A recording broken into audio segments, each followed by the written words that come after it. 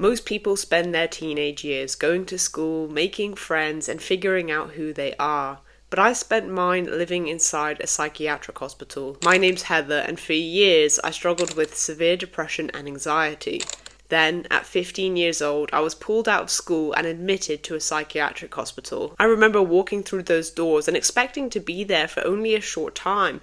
But instead, I spent the next 4 years living there. At that point, I hit my lowest. My mental health was at its worst, and being in hospital was one of the most challenging experiences I've ever faced. There were times where I truly couldn't imagine things ever getting better. But my story is not just a sad or tragic one. Today, many years later, I live a life I genuinely love. I'm happy, healthy, and I no longer struggle with the mental health issues that once controlled my life. However, my recovery didn't happen by chance.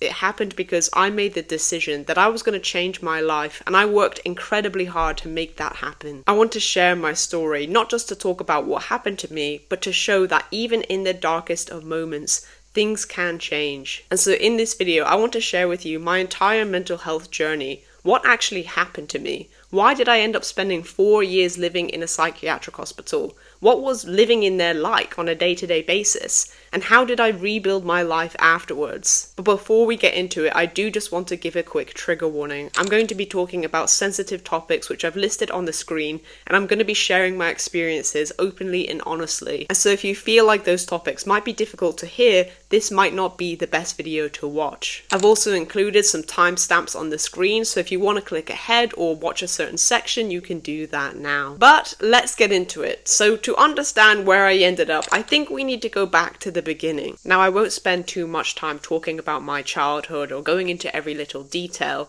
but I do think it's important to understand some of the background and experiences that shaped me before my mental health struggles. But overall, I would say I had a good childhood. Both my parents worked hard for their own business, and I know that they tried the best that they could to give me a good life. I was lucky that we were financially stable, and so money wasn't really much of an issue growing up, and I got to do things like go on holidays and go to nice places, and I went to a good school, and so I was very privileged in that sense. However, not everything was perfect.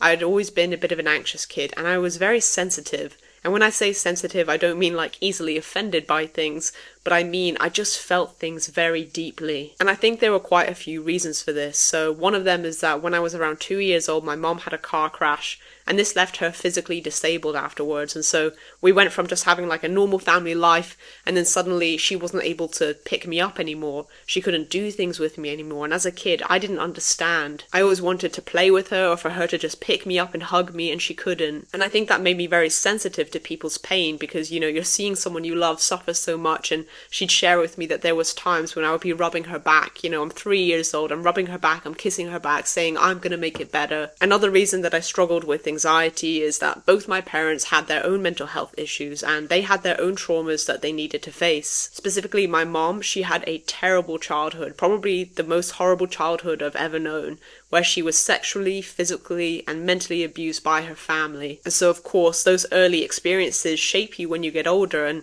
my mom repeated the pattern of her childhood, and she started attracting the people who imitated her parents, who were abusers. That was all she'd known from her family, and so that was what she knew as love. And so I share this because my mom had a lot of pain and a lot of fear that she had to deal with, and a lot of that comes through in your subconscious behaviors. And so I know that she tried the best with me, and that nothing is her fault. I don't blame her for anything, and I love her so much. And on my dad's side, well, I think my dad has always been quite dismissive with emotions. And again, I love him, and I know that he tried the best that he could with his awareness, but he also wasn't able to meet a lot of my emotional needs. And as a kid, there'd be times when I'm scared or times when I need something, and I think it kind of just got dismissed. But both my parents, they had issues that they didn't face, and that comes out in your subconscious behaviors. It comes out in your beliefs. It comes out in the way you speak about things. And all of this just contributed. And another thing I'll briefly mention is we did also get burgled when I was around 2 years old. I think it was the same year my mom had her car crash. And we were all asleep in the house, and they took so many things. And again, this just added more fear. My mom was then terrified of letting me sleep alone, and so she didn't let me sleep alone anymore. And then from that night, I don't remember that night, of course, I'm a kid, but I do remember every single night as I was growing up, I had anxiety. I couldn't sleep, and I had this I just had anxiety. Until I was a teenager, I couldn't sleep alone. Looking back now, I can see all of the red flags and I can see all of the signs that maybe something was wrong or I needed attention. But, even back then, mental health was not as known as it is now, and like people didn't speak about these things, and like you just dismiss it and you just get on with it. But then I hit my teenage years, and that's when everything started to go downhill. When I was around, maybe I was the end of 12 or just turning 13, I started to feel depressed. And I couldn't explain why. I didn't really understand what was happening. I do actually think something that contributed to that was that this was the time when Instagram came out. This was the time when Tumblr was a massive thing. And I got on the wrong side of Tumblr. It was very dark. And that definitely influenced a lot of my psychology, like a lot of my thoughts. And I just started to feel bad all the time. And at this point, my anxiety was also very high. Like I said, as a kid, I always had anxiety. I always felt fear. But I started to have a lot of social anxiety. I was always going into school thinking that people were thinking about me, or people were laughing at me, or people were saying things. I always suffered with low self-esteem since I was a child. Like, I always attracted the people that were just not nice to me. And I think it was because I was I tried to be so nice to everyone, and I always tried to, if I went out with my friend, I would pay for their meals, I would do this, I would do that, but they would never do anything back, and I would just get taken advantage of. And I think all that contributed to me just feeling like nobody cared. And at this point, my relationship with my parents also started to really decline, because I had so much anxiety at night time and I couldn't sleep alone, and every single night we would get in so many arguments. We would scream at each other at like 1 a.m. And looking back now, I think I just needed some help. I think I had anxiety, I had fear, I needed help with those emotions or understanding what was going on. But like I said, even then, back then, it wasn't talked about, and so they would just get so angry at me, and I started to see myself as like this issue, like everything is my fault, and I'm a burden, and I'm in the way of things. And so I started avoiding going to school. This was when I was in secondary school, so I was probably like 13 or 14 years old, and I started to pretend I was sick all the time. I would pretend that I have a migraine to my parents, and I even made like fake sick, and I would like pour it on the floor and pretend that I had gotten sick in the night so that I didn't have to go into school. And for a long time, they actually believed me. And all I would do during the day is like sit in the dark in my bedroom. And then one day, it'd probably been a few months, here or there, I was pretending I was sick. I remember my mom coming in and she sat on my bed, and I said to her, the first thing I said to her was, please don't get mad at me, but I am depressed. And that was such a relief, because I had been hiding it, and she wasn't angry at me at all. She was so upset. But that was the first time that I admitted it, and so we booked a doctor's appointment. And I remember that day. I remember that day so clearly, that we were in the car together. Again, I took the day off school, and we went to the GP. This is in the UK and England, so it was the NHS. And we go to the GP, and I'm feeling like hopeful. I'm feeling like, oh my god, things could change. And we go to the GP, and we sat in there, and the GP said the waiting list for help, which was CAMS at the time. So CAMS stands for Children Adolescent Mental Health Services, and they said the waiting list is 18 months. And I remember my heart just sank. And it was like, when we came out of there, I think I just started crying in the car. Even now, thinking about it, I feel emotional, because I remember that moment. I remember how hopeless I felt. And it was from there where things started to just fall apart, and it all just came crashing down. My parents tried to get me some private counselling, which I was really grateful for, but honestly, I didn't trust anybody, and all of them I didn't like. And I'm someone who, it's really hard for me to be vulnerable with people, and so it just wasn't working. And eventually this was the time when I started to self-harm, and so I was not going into school, and eventually things were getting worse, and I got bumped up the list with CAMS. So this means the community team. I got given a community team of people who were going to help me, but they were awful, and I'm talking about awful. Like, they showed no care whatsoever, but they were more concerned with money. And I remember just feeling so hopeless and feeling like there was no way out. And so that is when I took my first attempt, and I took an overdose, and I ended up in hospital.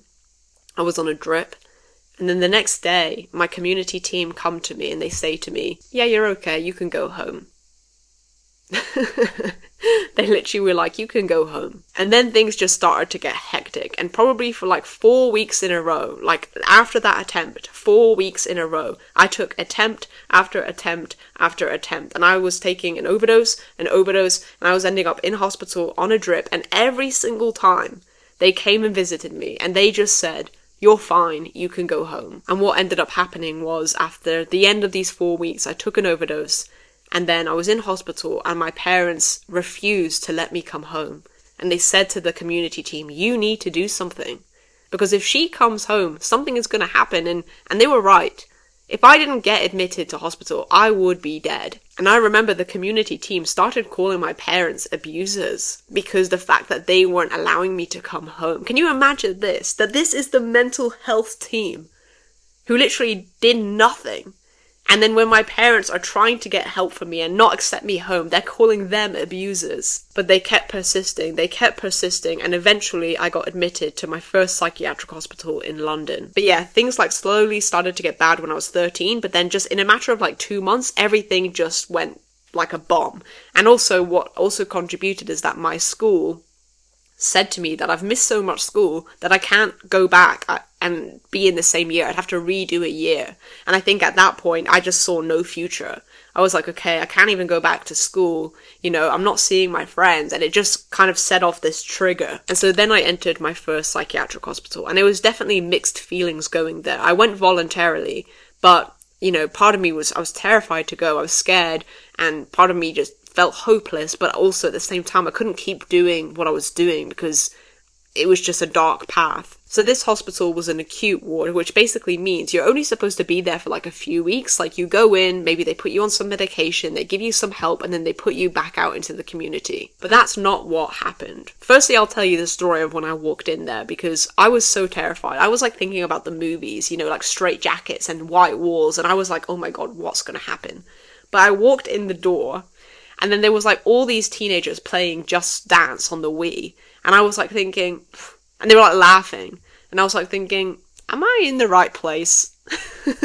Yeah, this hospital honestly was not that bad. I don't have many negative things to say about it. Now, if you asked me at the time, did I like it there? If you asked me at the time, is this a bad place to be? I probably would have said yes. Because firstly, you're 15 years old, you're a teenager, you have no Wi-Fi, you're no access to your phone, you're not allowed out the door, right? I couldn't go outside, you're not allowed to do anything. So of course, I didn't like being there and it wasn't an enjoyable experience, but I had no idea how good I had it there until I went to my second hospital. But I ended up staying in that first hospital for 2 years, and I know the reason why is because truthfully, I wasn't ready to get better. Like, I thought I wanted to get better, and I did. I didn't want to feel like that anymore, and I wanted help. At the same time, like, look, I was a kid, and I had no idea what was really happening. I didn't understand everything about childhood and emotions and trauma and all of this. I didn't understand any of that. And I felt guilty for being depressed, because I know that I have had a privileged life in so many ways, and so I just felt guilty, and I kept telling myself,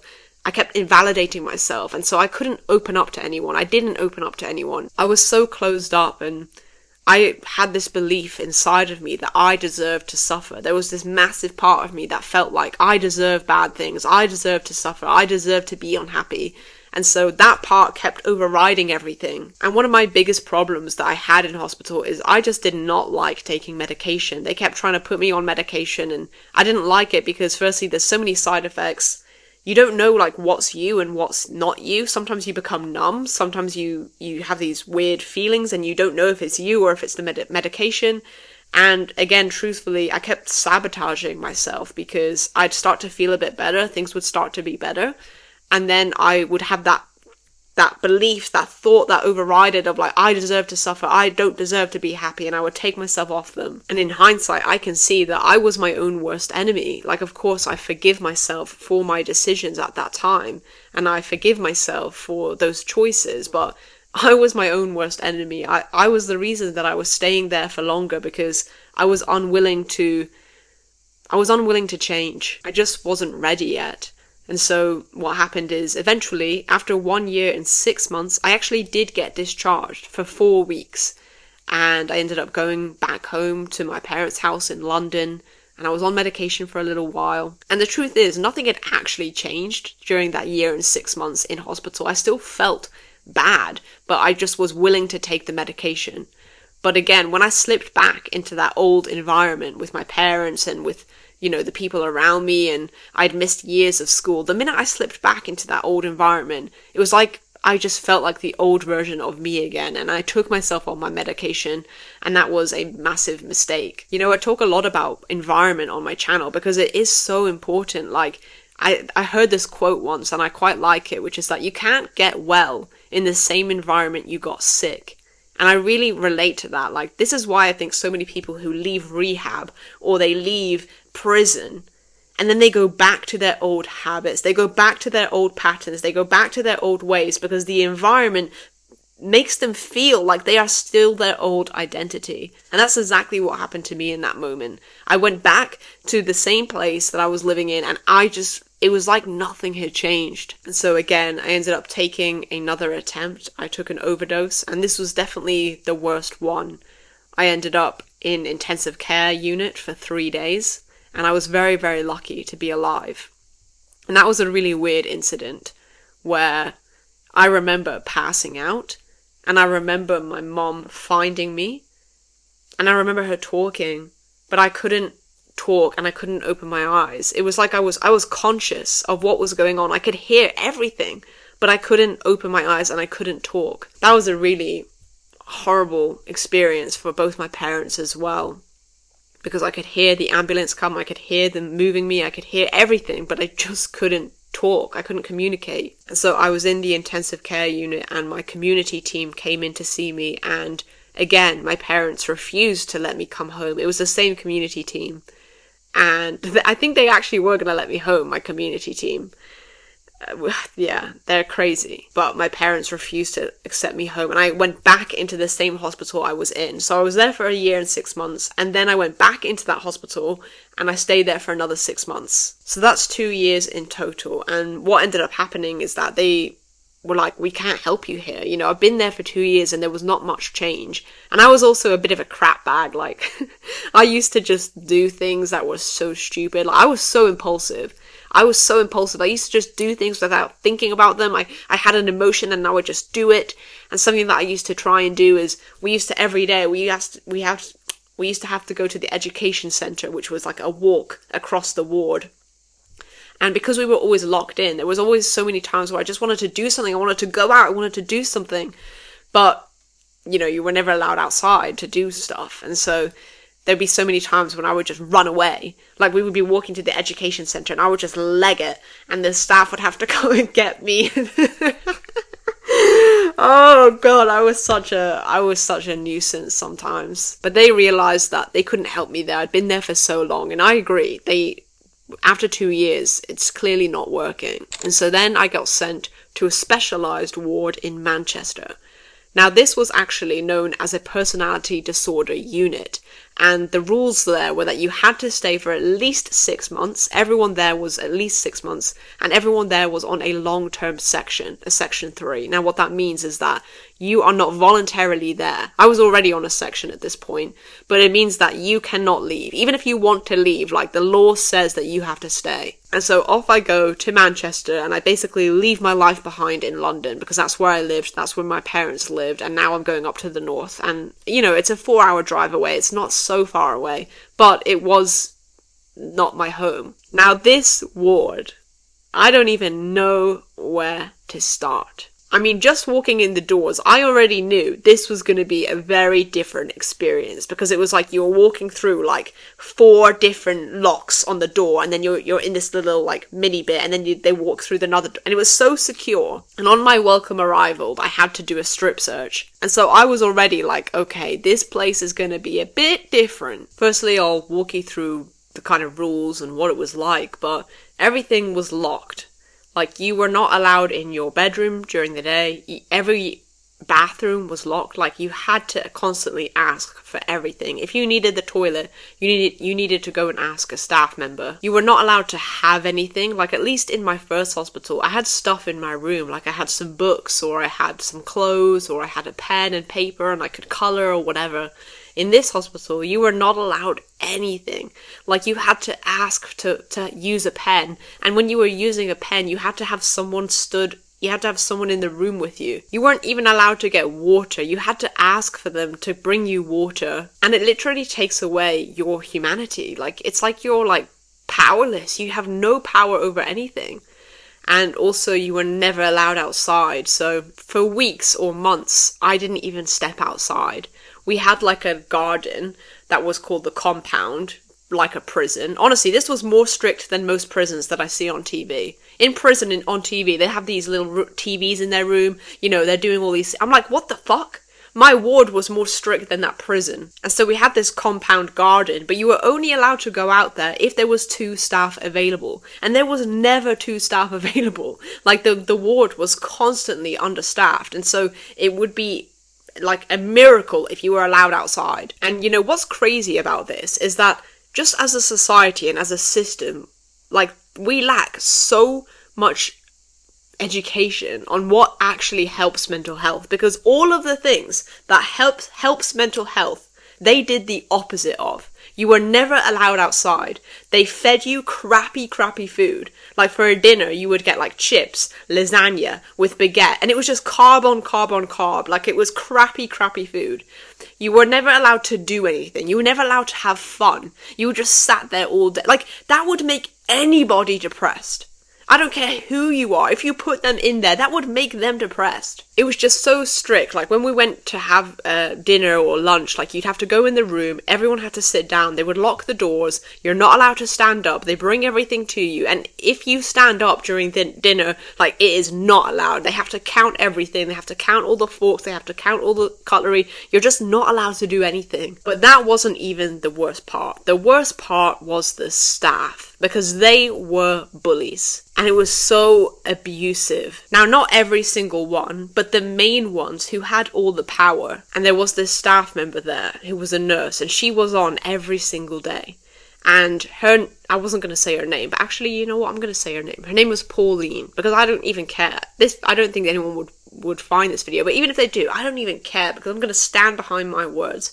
Her name was Pauline, and she was a big bully. She was an abuser, and you were treated like you were an animal. Like, she would just scream at you. And I can remember 2 incidences. I'll share with you 2 incidences where there was one day where during the day, you have to come out of your room and they lock the room and you're not allowed back in there, which is just a horrible thing, because if you're upset, if you need some time to yourself, you just have to cry on the corridor where everyone else is sitting. There was like 12 other patients on there. And so, like, there is no space for you to process things. And this one day, I was having such a bad day. It was in the morning time, and I decided I'm not going to come out of my room. I was like, I'm just going to sit in my room, because I do not want to be around everyone else. I was so depressed. I was like, I don't even care if I miss dinner, if I miss lunch. I just want to sit in my room and be by myself. And everyone else went to education. So during the day, you had to go to the education centre, which I'm gonna say, like, I also think that was fucking stupid. Because do you really think depressed people who cannot even see a future want to do fucking mathematics? No, of course they don't. I never wanted to do that, and I never understood it. Because I was like, if this was a cancer patient, do you think that they would want to just sit up and start doing maths? But they treated it as if, like, you had to do it, and if you didn't do it, they would punish you. And so, okay, anyway, there was this one day where I was having a really bad day, and I decided I'm not going to leave my room. And I hear these footsteps coming up the corridor, and I hear the keys, and I knew that Pauline was coming. I knew she was coming for me. And I was so depressed. I was crying. I was on the floor crying. And she comes in the room and she starts shouting at me. What the hell are you doing? Everyone is in education doing what they should be doing, and look at you. What are you doing? And then another nurse comes in the room who was also a bully, and they start shouting how selfish I am. And they say, you're so selfish. You are such a selfish person. You know, all the other people are doing what they're trying to do. And look at you, you selfish attention seeker. And they just call you names, and they would just abuse you. And there was not a sign of compassion. Like, they would never even say, are you okay? What's happening? Why do you feel this way? There was no compassion. And that's only one incident, but I was there for 2 years as well. And that ward, like, that was just honestly the worst experience of my life. Like, I honestly feel like I've seen hell. I feel like I've gone to the depths of hell, because I can't explain to you how hard it is when you feel like you've got nothing. You have nothing on the outside to live for. You've lost your friends, you have nothing on the outside going for you. But even on the inside, you're not allowed to get anything, you're not allowed to do anything. You want to go have fun? No, you're not allowed. You want to do something to feel better? No, you're not allowed. You have to just go and do fucking mathematics, even though you're fucking depressed. And you have nothing. And then on top of that, you have someone who comes in and they kick you down, who literally tells you that you're a horrible person, who tells you that you're selfish. I can't even explain to you the levels of, like, despair that you go into. I mean, I have so many stories, but just another one that I'll share because it sticks in my head is that, again, Pauline, this bully, there was one time where, again, I was really struggling and I wasn't really eating properly and I wasn't sleeping properly and I was just not in a good place, and she was trying to do my blood pressure because I was just not looking after myself. And she said to me, she literally said, she was like, Heather, look, you can starve yourself all you like. She's like, I don't care. I don't care if you starve yourself, but I just need you to do this so that I can tick that I've done my job. I was like, wow, this is crazy. This is crazy. And you might be wondering, how does that happen? Like, why didn't you tell anybody? But you have to understand, you can't tell people. Like, firstly, all of the staff there were clicked. So, like, they were all friends with each other. They were all buddies. So they were all basically fucking bullies, apart from a few, but most of them were bullies. And so they would all click with each other and they would all be like, what's your problem? You know, they'd make you feel like you're crazy. They would talk to you like shit and then they'd make you feel like you're crazy. But if you did tell someone like your parents, what's going to happen? Your parents call the ward angry and annoyed, and then what's going to happen? Then they get even more annoyed at you. Then the staff bully you even more and they would punish you. What would happen is that if you did something wrong, or you, like, let's say that you didn't go to education, or let's say that you were upset and you needed half an hour to yourself, they would literally say to you, you are not allowed outside. They're like, you're not allowed outside for a few weeks. Because it was called leave, which is where you basically go on leave to, like, the coffee shop with staff, or you go into the garden. It always had to be, like, with staff, but that was the one thing. That was the one thing we all looked forward to, was like, oh, maybe today, for 20 minutes, I get to go to the coffee shop. And that's, like, your one moment of privacy. That's, like, your one moment of enjoyment for the day. But if you did something that they did not like, they would literally say, yep, you're not going outside. As if, like, to punish you. To me, this is just absolutely crazy. How is this the mental health system where we support people to get better? It was disgusting. And what's worse is that, at least with me, like, I had my parents that came to visit me, and I had people that, you know, would sometimes visit me, but there was people in there. There was my friends in there who had no one, who were like 16 years old, and they had no parents because maybe both their parents were drug addicts. They had no one visit them. They had no one that cared about them. And the people that were supposed to care about them were these bullies. I remember so many times how the staff would scream at them, you're an attention seeker, you're a selfish cow. Like, it was absolutely awful. And just to offer a tiny bit of empathy here, the staff definitely didn't have it easy themselves. Like, this is a very hard job to do because it's definitely underfunded. It's, you know, it's the mental health system as a whole is underfunded, it's understaffed, it's a very high turnover because people get so burnt out. But there's absolutely no excuse for that type of behavior. You know, if you're working with vulnerable people, there's absolutely no excuse. I don't give a fuck what family problems you have. I don't give a care what is going on in your life. If you turn into that type of person at your workplace, you need to leave and work on yourself. But these people, they just would come in, and it was like you were their punch bag. It's like they go out into the world and they do their thing, they have their life, and then they come to work and it's like you were their punch bag where they could just say what they wanted to you. And the only way I got through that is that I just tried my best to be on everyone's good side. And I'm pretty good at doing that because I'm someone who can get on with anybody. I don't care where they're from, I don't care who they are. I can get on with them and we can have a laugh together. So that's what I did with the staff. You know, I just kept low. I just tried to be on my best behavior, even though I was fucking depressed. Like, I shouldn't have even had to think like this, but I was just trying to get through as much as possible. These places are so locked up and so hidden away that you have no idea what is going on inside of them. And everyone lies. Like, the staff just lie. They'll just tell you, no, we don't do that. You know, they're so good at putting on a front. It's like, again, imagine a cancer patient who just is too ill to do something, or they don't feel well, and imagine shouting abuse at them. It really isn't no different, but mental health is so stigmatized. Even nowadays, like, I'm telling you, the mental health systems are fucked. They are so fucking stupid. So many of these doctors and therapists, they lack emotional intelligence. They lack compassion, and they actually don't know how. They have their own issues that they don't even deal with themselves. And it was just a disgusting place to be. I don't have much to say about it other than I was depressed there. That was the worst points of my life. The only thing that got me through that was I did have a good therapist there. She was like an angel.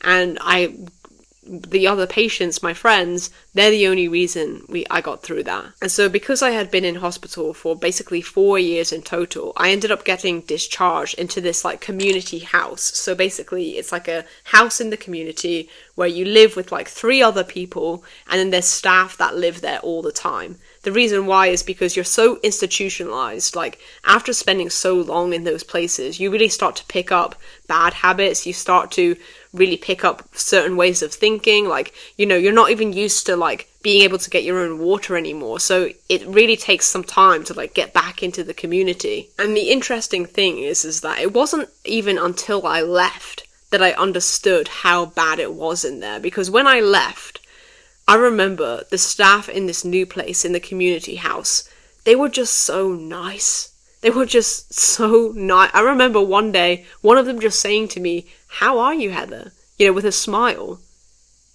And I was like taken aback because I was thinking, wow, I was like, this person is so nice. And they were literally just giving me the bare minimum. I was so grateful just to have someone ask me how I am and mean it. And I feel really blessed that I got to go into that community place because I was really blessed with the people that were there, and they were so nice. And that really did enable me to help to build my life back up. And of course, it was so many hard times. It was not easy. But without that place, I think I would have just slipped back into my old habits again. I definitely could not have gone home. Now, what I will say is, despite, you know, all of this hardship of, you know, the system letting me down and being in these places with, like, you know, bullies, I still consider myself very privileged and lucky. Because at the end of the day, I'm alive. I'm alive, and I was given support in other ways. This community house with these people, I'm so privileged that I got to go to that. And the people who aren't in that situation, some of them are dead. That's how I look at it. I'm like, you know, a lot of people out there in the world, they don't get the mental health support they need. They don't have anything. They don't have any family. They don't have anything. And some of them end up dead. That is the true tragedy of this.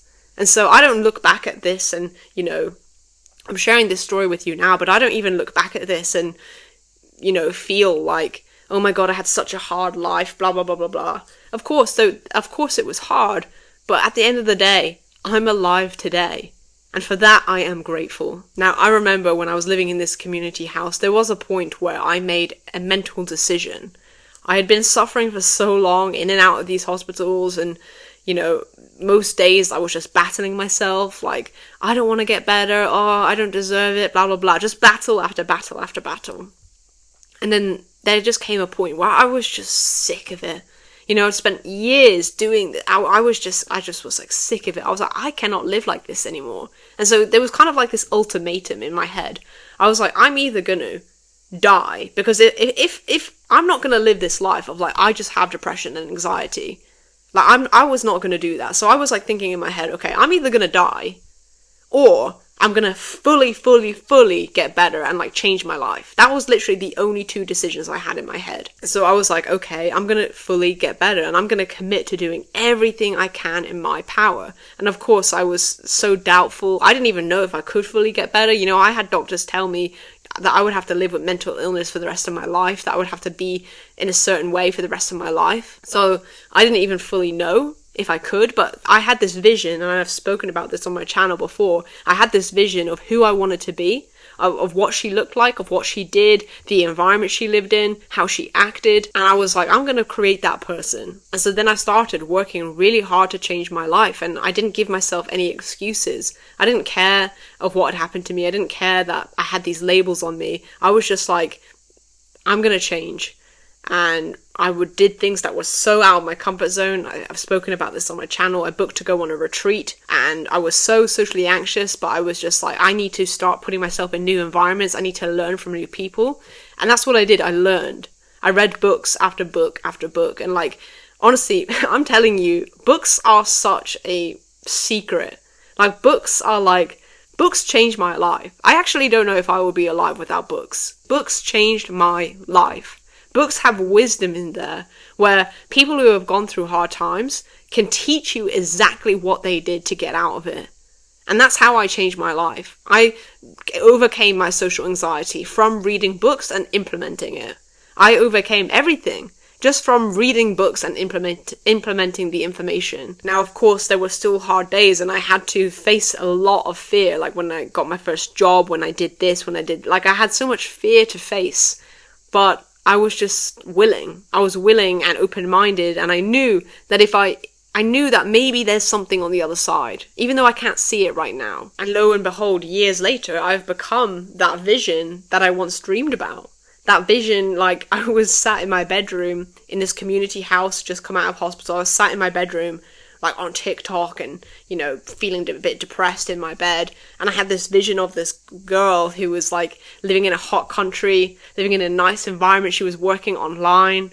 She dressed in a certain way. She did yoga every day. She did meditation. I had this vision, and now I've become that person. And so it's kind of crazy. Like, I don't often think back about my past, not because I'm trying to avoid it. I just, you know, I've moved on. I've accepted it, and that's happened, and it's made me who I am, and I would honestly not switch it. Like, if someone said to me, would you go back and walk at the normal traditional path and take back those experiences, I honestly wouldn't. I know it's cliche, but it has made me the person I am today, and it has taught me so much about life. It has taught me how to appreciate my life. I remember one of the first times that I ever went out alone outside, because like I said, I was barely allowed outside, and I walked down to Costa Coffee, and I got this like mango juice, and I sat on the grass outside in the sun, and I remember feeling this like overwhelming feeling of like, I am just so happy. I was like, I'm so happy to be outside. I'm so happy to be in the sun, and I'm drinking this drink which is so tasty, and I'm by myself, and I just felt so grateful because that I wasn't allowed to do that for so long, and that simple experience, which we all take for granted on a daily basis, was such a beautiful experience to me, and I wouldn't have noticed that if I didn't go through all that suffering. Now, I'm not trying to say that if you're suffering, you should be grateful. I'm not trying to say that. But I'm trying to say that I found meaning in my suffering, and I wouldn't take it back, because I now feel so grateful for the life I have today. And my suffering taught me that, you know, happiness is in the simple moments where you are right now. It's in doing something nice. It's in going outside. Just the simple things. Going to a nice cafe with your friend, having a good conversation. Anyway, I share this story with you because I honestly believe that human potential is like limitless. And I know that I changed because I had an open mind that maybe my past doesn't have to define my future. And I was willing to let go of the labels the labels of depression, anxiety, and whatever they put on me. And I was like, I'm going to change. I understand that a lot of people feel hopeless, and my heart goes out to them because I know what that feels like. And I know we live in such a society that is broken. The mental health system is broken, clearly, right? But I also believe that we are so much more capable than we think. And our mind is the one who convinces us we're not. Our mind is the one who convinces us that we can't change, or we have this label, so this is just how we are. But just because you have a thought doesn't make it the truth. And lastly, you have to want to change. That is what kept me stuck for so long, is that I didn't really want to change. It wasn't until I made that mental decision of I am going to change that everything changed. Other than that, it was like I was in this constant battle of, yeah, I wanted to change, but I wasn't willing to do the work. You have to be willing to do the work. And it was that moment when something snapped in me that I became someone completely different. Obviously not overnight, but through time, I became someone different. Today I live happy and healthy. I've decided to move country, and I've done things that I never thought possible. Like, I've pushed myself beyond limits. I've done unimaginable things, and I look around me at people who wouldn't even class themselves as having mental health issues, and I see how stuck they are in their lives and how scared they are to live their lives. And I think that is one of the biggest blessings that I've ever received, nearly losing my life, because it's taught me that I'm not going to be here forever. I'm not immortal. I could be gone tomorrow. And so whilst I am here, I'm going to try and live it to my fullest, and I'm going to do all the things I want to do. And I don't care what people think about me.